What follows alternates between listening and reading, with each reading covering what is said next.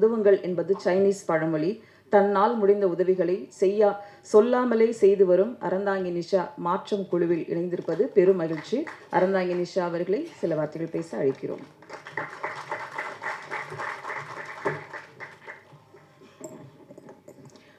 பத்திரிகை நண்பர்களுக்கு வணக்கம். அனைவருக்கும் உழைப்பாளர்கள் தின வாழ்த்துக்கள். ரொம்ப சந்தோஷமாக இருக்குது. லாரன்ஸ் அண்ணா முதல் முறையாக பேசும்போது பார்க்கணும் அப்படின்னு சொன்னாங்க. நேராக போய் உட்கார்ந்தோம். முதல் முறையாக உட்காரும்போது அவர் ஒரு நடிகராகவும் நான் அவரை பார்த்ததில்ல, நம்ம திரைப்படத்தில் பார்த்துருக்கோம்ல, அப்படி தான் போய் நான் உட்காந்தேன். ஒரு 5 நிமிஷம் பேச ஆரம்பிச்சிருப்போம். அதுதான் உடன்பிறப்பு மாதிரி. ஆக்சுவலாக 2 பேருமே அப்படி தான் இருக்கோம். அந்த ஃபோட்டோ எடுத்து போய் எங்கள் அம்மாட்ட காமிச்சேன். நான் பெத்த பிள்ளை மாதிரியே இருக்கேடி பண்ணாங்க. அம்மா, அவர் நீங்கள் பெத்த பிள்ளை இல்லை, இந்த உலகத்தில் எல்லாரும் பெத்த பிள்ளை மாதிரி தான் அவர் இருக்காரு. அது கண்மணி அம்மா உலகத்துல எல்லாருக்கும் அவர் பிள்ளை அப்படின்னு ஒப்படைச்சிட்டாங்களோ என்னவோ தெரியல. அது மாதிரி 2 பேரும் பேச ஆரம்பிச்சோம். மாற்றம் நிறைய சொல்லுவாங்க. மாற்றம் ஒன்றுதான் மாறாத வார்த்தை அப்படின்னு சொல்லுவாங்க. என்னை பொறுத்த வரைக்கும் மாற்றத்தினால் நிறைய விஷயம் மாறப்போகுது. அதுதான் உண்மையான விஷயம். பேசும்போது நிறைய பேச ஆரம்பிச்சோம். என்ன மாதிரியான விஷயங்கள் பண்ண போறாங்க அப்படின்னு நான் தெரிஞ்சுக்க ஆசைப்படும் போது அண்ணா கிட்ட இருந்து வந்த முதல் வார்த்தை, விவசாயம் முதல்ல ஹெல்ப் பண்ணணும்டா, விவசாயிகளுக்கு ஏதாவது ஒன்று பண்ணணும் அப்படின்னாங்க. எனக்கு ஒரு பெரிய சந்தோஷம். இந்தியாவினுடைய முதுகெலும்பு விவசாயின்னு சொல்லுவாங்க. அதனாலதான் யாருமே திரும்பி பார்க்கறது இல்லையோ என்னவோ தெரியல. பெருசா அவங்களுடைய கஷ்டம் நமக்கு தெரியாது இல்லை. நாங்கெல்லாம் கிராமத்திலேருந்து வந்திருக்கோம். நிறைய கடன் பிரச்சனை, நிறைய ஒன்றும் இல்லை. நீங்க கிராமங்களில் போய் தெருவோரத்தில் ஒரு கீரை கட்டி எவ்வளோன்னு கேட்டால் 10 ரூபான்னா அந்த பாட்டி 1/2 மணி நேரம் திருட்டு போவான். 10 ரூபாயான்னு. ஆனால் கண்ணாடி ஷோரூமில் வச்சுருந்தா எவ்வளோ வேணாலும் கொடுத்து வாங்கிட்டு போவோம். அது வேற பிரச்சனை. ஆனாலும் கிராமங்களில் இன்னமும் கஷ்டப்படக்கூடிய விவசாயிகள் எத்தனையோ பேர் இருக்காங்க. அதற்கு ரொம்ப அழகாக ஒரு மூலதனமாக அந்த டிராக்டர் கொடுக்கணும் அப்படின்னு சொன்னப்போ எனக்கு ரொம்ப ரொம்ப சந்தோஷமாக இருந்தது. அது விவசாயிகளுக்கு போய் சேரணும் அப்படிங்கிறதும் எனக்கு ஒரு பெரிய சந்தோஷம். ஏன்னா இந்த உலகத்திலேயே வெளுக்கக்கூடாத சாயம் 2 இருக்குது. நம்ம துணி சாயம் வெளுத்துருச்சுன்னா போட முடியாது, விவசாயம் வெளுத்துருச்சுன்னா நம்மளால சத்தியமாக வாழ முடியாது. அதுதான் உண்மையான விஷயம். ஸோ விவசாயத்துக்கு ஒரு விஷயம் பண்ண போறாரு அப்படின்னு நினைக்கும் போது எனக்கு ரொம்ப ரொம்ப சந்தோஷமா இருந்தது. எப்படி அண்ணனுக்கு இந்த விஷயம் தோணுச்சு? முதல்ல விவசாயிக்கு ஏதாவது ஒன்று பண்ணணும்டா, கிராமமா போகணும், எல்லா விவசாயிகளும் நல்லா இருக்கணும், அதற்கு நீங்க எல்லாம் கூட இருக்கணும் அப்படி. அண்ணா கூட நாங்கள் எப்பவுமே அங்கதான் இருக்கோம். ஏன்னா நாங்களும் கிராமத்திலேருந்து வந்தவங்க தானே. அதனால இன்னொரு விஷயம் சொல்லணும்னா, நீங்கள் விவசாயிகளுக்கு ஏதாவது ஒரு விஷயம் பண்ணீங்கன்னா அவங்க உங்களுக்கு திரும்ப கோடி விஷயம் கொடுப்பாங்க. அது சத்தியமான உண்மை.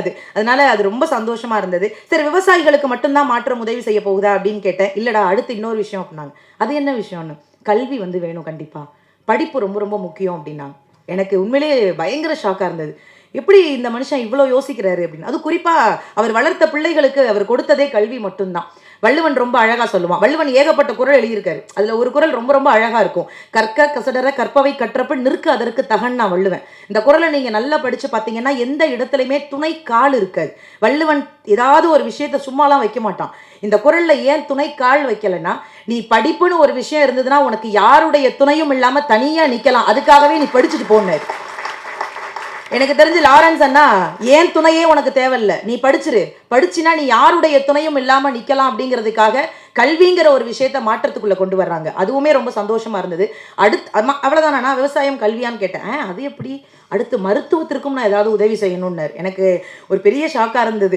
இவ்வளோ அடுக்கடுக்கா கொண்டு வர்றீங்களே. மருத்துவம் இன்னைக்கு கண்டிப்பா தேவைப்படுதுங்க. நம்ம சாப்பிட்ற சாப்பாடு நல்ல சாப்பாடா, எல்லாம் ஃபாஸ்ட் ஃபுட். நான் ஃபாஸ்ட் ஃபுட்டை பார்க்கும் போதெல்லாம் எனக்குள்ள ஒரு பயம் வரும். ஃபாஸ்டா போயிடுவோமோ அப்படிங்கிற ஒரு பயம் எனக்கு வந்துட்டே இருக்கும். அவன் இப்படி மேலே ரைஸை தூக்கி போடும்போது நான் மேலே பார்ப்பேன், பாட்டி இருக்கியா, கூப்பிடுறியா அப்படின்னு.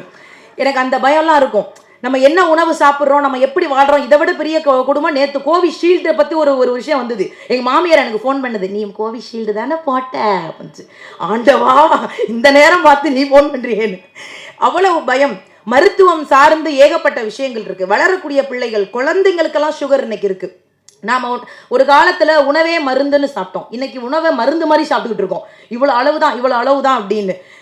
எனக்கு தெரிஞ்சு இன்னைக்கு சின்ன சின்ன பிள்ளைகளுக்கு ஹார்ட் பேஷண்ட் வருது, சுகர், ஏகப்பட்ட விஷயங்கள். கேன்சர்னா நான் எனக்கு சின்ன பிள்ளைல தெரியவே தெரியாது. ஆனால் இன்னைக்கு ரொம்ப சகஜமா பார்க்குறோம். இப்போ ஒரு 100 குழந்தைகள்ல 4 குழந்தைகளுக்கு கேன்சர் இருக்கு. இதெல்லாம் என்ன பண்ண போறோம், எப்படி இந்த சமுதாயத்தை ஒரு ஆரோக்கியமான சமுதாயமா மாற்ற போறோம் அப்படின்னு தெரியல. நிறைய பிள்ளைகளுக்கு சொல்லிக் கொடுங்க. இயற்கையான உணவை உண்பதற்கு நிறைய பெரியவங்க இருக்கீங்க, சொல்லிக் கொடுங்க. பத்திரிகையாளர்கள் தயவு செஞ்சு அதெல்லாம் வெளியில நிறைய இடங்கள்ல சொல்லுங்க. ஸோ மருத்துவம் ரீதியாக லாரன்ஸ் அண்ணா என்ன பண்ண போறாங்க அப்படின்னு நானும் ரொம்ப கேட்டேன். முடியாது முடியாத குழந்தைகள், வசதி இல்லாத குழந்தைகளுக்கு அங்கேயும் தேடி தேடி போய் அந்த மருத்துவ உதவியை நான் பண்ண போறேன்டா, என்னுடைய குழுவா நாங்க பண்ண போறோம் அப்படின்னு சொன்னாங்க. எனக்கு ரொம்ப சந்தோஷமா இருந்தது.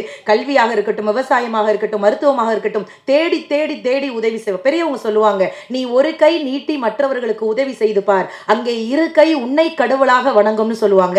அவர்கிட்ட வாங்கின எத்தனையோ பேர் இன்னைக்கு அவரை தெய்வமா தான் பாக்குறாங்க. அதுவும் குறிப்பா என்ன மதிச்சு கூப்பிட்டு உட்கார வச்சு இந்த பொறுப்புகள் நான் உனக்கு கொடுப்பேன், இறைவனுக்கு பயந்து அதை ஒழுங்கா பண்ணணும்டா அப்படின்னு ரொம்ப சந்தோஷமா இருந்தது. அண்ணா கண்டிப்பா நான், ஏன்னா இப்ப வரைக்கும் நாங்கள் பண்ணக்கூடியதெல்லாம் எங்ககிட்ட இருக்கக்கூடிய ஏதோ, நான் பட்டிமன்ற பேச்சாளர், விஜய் டிவியில வேலை பார்க்குறோம், அதுல இருக்க வருமானத்தை வச்சு ஏதோ என்னால முடிஞ்சதை நான் பண்ணிக்கிட்டு இருக்கோம்னா அப்படின்னு இல்லடா, அதுவே போதும், ₹1 கொடுத்தாலும் அது மிகப்பெரிய விஷயம் தான் சொல்லி ஒரு அங்கீகாரம், ஒரு பாராட்டு கொடுத்தாங்க. அதுக்கு ஒரு பெரிய பெரிய சந்தோஷம். எப்பவுமே நீங்க சந்தோஷமா இருக்கணும். நிறைவா நான் ஒரே ஒரு விஷயம் முடிச்சிடுறேன். பணம் காசு கொடுத்து தான் உதவி பண்ணணும் அப்படின்னு கிடையாது. தானத்தில் சிறந்த தானம் நிறைய பேர் சொல்லுவாங்க, அன்னதானம் சொல்லுவாங்க, பணம் கொடுத்த என்ன தானம், ரத்த தானம் நிறைய சொல்லுவாங்க. ஆனா என்னை பொறுத்த வரைக்கும் தானத்தில் சிறந்த தானம் நல்ல வார்த்தைகளை அடுத்தவர்களுக்கு தானமா கொடுங்க. அதுதான் உலகத்திலேயே மிகச்சிறந்த தானம். நீ நல்லா பண்ற, நீ நல்லா இருக்க, நீ சூப்பரா இருக்க. நான் அந்த வெள்ளத்துல எல்லாம் அந்த நம்ம உதவி பண்ணிட்டு வீட்டுக்கு போகும்போது எனக்கே ஒருத்த மெசேஜ், ஒரு மீம்ஸ் அனுப்பிச்சிருந்தான், ஆஹா அறந்தாங்கி நிஷான்னு பார்த்தா ஆயா தாண்டா சாப்பாடு கொடுத்துக்கிட்டு இருக்குன்னு. ஏண்டா இதுக்காக நான் என்னோட ஃபுல் மேக்கப்லேயரா போய் நிற்க முடியும்? அடுத்தவர்களுக்கு உதவி செய்யும் போது அவர்கள் மனதை காயப்படுத்துற மாதிரி எந்த வார்த்தையும் பயன்படுத்தாதீங்க. அதை நான் ரொம்ப தாழ்மையா கேட்டுட்டு, இந்த மாற்றம் இனி உலகம் முழுக்க யாருக்கும் ஏமாற்றம் ஏற்படாது அப்படிங்கிற ஒரு நம்பிக்கையோடு நீங்க எல்லாருமே லாரன்ஸ் அண்ணாவை ஒரு பெரிய கைத்தட்டல் கொடுத்து அவருக்கு வாழ்த்து கொடுக்கணும். ஏன்னா இந்த வயதுல இவ்வளவு ரசிகர்களை சம்பாதிச்சது மட்டும் கிடையாது, எத்தனையோ குடும்பங்களை சம்பாதிச்சிருக்காங்க. அதையும் தாண்டி நாங்கள்லாம் டிவியில பார்த்து வியந்த எஸ்.ஜே. சூர்யா சார் ஒரு மிகப்பெரிய நடிகர், எல்லாவற்றிற்கும் மேலாக அவர் ஒரு இயக்குனராகி இன்றையோடு 25 வருடம் ஆயிடுச்சு. அதுக்கு ஒரு பெரிய கைத்தட்டல் கொடுங்க. இயக்குனரா, நடிகரா எத்தனையோ விஷயங்கள் சாதிச்சிருக்கக்கூடிய அந்த ஒரு மிகப்பெரிய நடிகர் மாற்றத்துல இணைஞ்சு நானும் ஏதோ ஒரு மாற்றம் என்னால செய்ய முடியும்னு நிரூபிக்கிறதுக்காக காத்திருக்கக்கூடிய அந்த ஒரு மனிதருக்கும் ஒரு மிகப்பெரிய நன்றியை சொல்லி, வந்திருக்கக்கூடிய அத்துணை பேருக்கும் நன்றி கூறி எல்லாரும் மாற்றத்துல இருப்போம். இனிமே யாருக்கும் ஏமாற்றம் வராத அளவிற்கு பார்த்துக்கொள்வோம். நன்றி, வணக்கம்.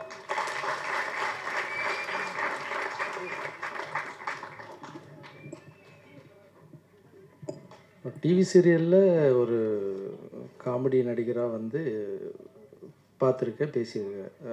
நிறைய டிவிலாம் பார்த்து என்ஜாய் பண்ணியிருக்கேன் இவங்க பேசுகிறத பார்த்து. என்னங்க ஒரு எம்எல்ஏ ரேஞ்சுக்கு பேசிகிட்டு இருக்காங்க.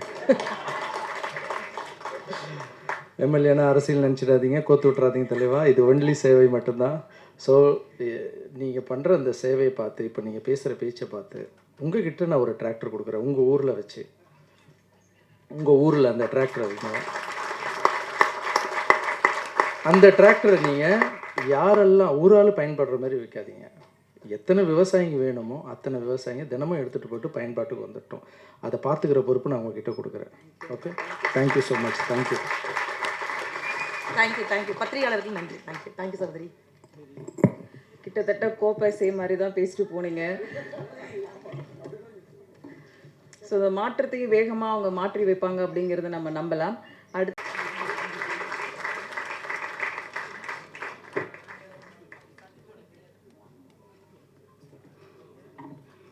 எல்லோருக்கும் வணக்கம். ஓம் ஸ்ரீ ராகவேந்திராய நமக. இங்கே வந்திருக்கும் அனைவரும் ஆரோக்கியமாக இருக்க நான் வணங்கும் ராகவேந்திரா வேண்டிக் கொள்கிறேன். ஓம் ஸ்ரீ ராகவேந்திராய நமக. இந்த மாற்றம் எனக்கே தெரியாது. நான் யூடியூப் பார்த்துட்டே இருந்தேன், சாமி மாற்றம் வந்து லாரன்ஸ் என்ன எதுவும் ஷாக் ஆயிடுச்சு. சரி, அப்புறம் லாரன்ஸுக்கு ஃபோன் கூட நான் போட்டு பேசலை, அவரே வந்தார் வீட்டுக்கு. என்னப்பா நடக்குது அப்படின்ட்டேன். என்னம்மான்னாரு. நான் மாற்றம்னு வருது எதுவும் சொல்லலையே என்கிட்ட அப்படி சிரிச்சுட்டே தலையாட்டினார். தெரியாமல் அவனுக்கு கொஞ்சம் எதுவுமே ஒரு சஸ்பென்ஸாக தான் எனக்கு சொல்லுவார். அதனால் சரி அப்படின்னு கொஞ்ச நாள் இருந்தேன். இன்னைக்கு கூப்பிட்டார் ட்ரஸ்ட்டுக்கு வாமான்னு சொல்லி கூப்பிட்டா அவரே அதிர்ச்சி ஆகி போச்சு. அப்புறம் இங்கே வர வச்சார். இங்கே பேசும்போது தான் தெரிஞ்சுது பெரிய மாற்றமே உருவாகி இருக்குதுன்னு. என் பிள்ளை அப்போது இருந்தே உதவி பண்ணுவார், நல்லா தெரியும். ஆனால் இது பெரிய ஒரு விஷயம், ரொம்ப ரொம்ப சந்தோஷமாக இருக்குது மனசுக்கு. இது அப்படியே இருக்கணும், சேவையாகவே இருக்கணும். அரசியல் மட்டும் ஆக்கிடாதப்பா. மக்கள் சேவை எனக்கு ரொம்ப பிடிச்சிருக்கு. எனக்கு ரொம்ப ஆசை விவசாயிங்கெல்லாம் போய் பார்க்கணும்னு. ஏன்னா ரொம்ப குடிசையிலையும் தகர வீட்லேயும் கஷ்டப்படுறாங்க, அங்கங்கே ரோட்லலாம் இருக்கிறாங்க. அதெல்லாம் ஹெல்ப் பண்ணணும்னு மனசுக்குள்ளே ரொம்ப ஆசை. அது என் பிள்ளைய நிறைவேறிச்சு. நான் ரொம்ப பேசி பழக்கம் இல்லை மேடையில். என் குழந்தையும் நீங்கள் இருக்கிறவங்களும் நல்லபடியாக நீங்கள் எல்லாரும் சேர்ந்து அவர் கை கொடுத்து பெரிய ஆள் ஆக்கணும் சேவையில்.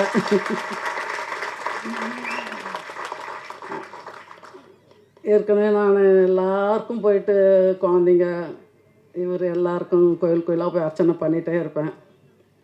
அது மக்கள் நல்லா இருக்கணும். காலையில் எழுந்தவொடனே பூமியை தொட்டு கும்பிடுவேன். பூமி மாதா எல்லாரையும் நல்லா வச்சுக்கோ, மக்களை எல்லாரையும் நல்லா வச்சுக்கணும் அப்படின்னு வணங்குவேன் பூமி. அப்புறம் தான் என் காலை தரையில் வைப்பேன். கட்டில் விட்டு இறங்கும்போது தரையில் காலை வைக்கவே மாட்டேன். குனிஞ்சு கையை வச்சு பூமி மாதா வேண்டிப்பேன்.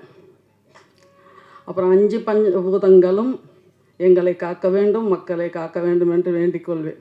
ஆனால் தெய்வம்தான், சாமியை வணங்குங்க, தெய்வம்தான் நம்மளுக்கு. அவங்கள மறக்கவே கூடாது. அவங்க இருந்தால் நம்ம எல்லாமே நல்லா இருப்போம், நல்லா மேலே வரும். என் குழந்தை இன்னும் தீர்க்காயுசோடு இருந்து எல்லாருக்கும் நல்ல சேவை பண்ணணுன்னு ஆசை. இந்த கொரோனா காலத்தில் கொஞ்சம் ஸ்டாப் ஆகியிருந்தது, ரொம்ப கஷ்டமாக இருந்தது எனக்கு. என்னை சார்ந்த இந்த ரோசின்றவங்க எல்லார்கிட்டையும் வருத்தப்பட்டேன். என்னம்மா ட்ரஸ்ட்டு நடத்த முடியல, ஒன்றும் முடியல, கஷ்டமாக இருக்குதுமான்னு. அது மறுபடியும் ஸ்டார்ட் ஆகிடுச்சு நிறையன்றதுக்காக நான் ரொம்ப ரொம்ப சந்தோஷப்படுறேன். இதுதான் என்னுடைய சந்தோஷம். நன்றி, வணக்கம். நன்றிமா. துவண்டு விழும் கனம், தூக்கிவிடும் கரம். மாற்றம் இன்று விவசாயிகளை சில பேர் இன்று முதல் கட்டமாக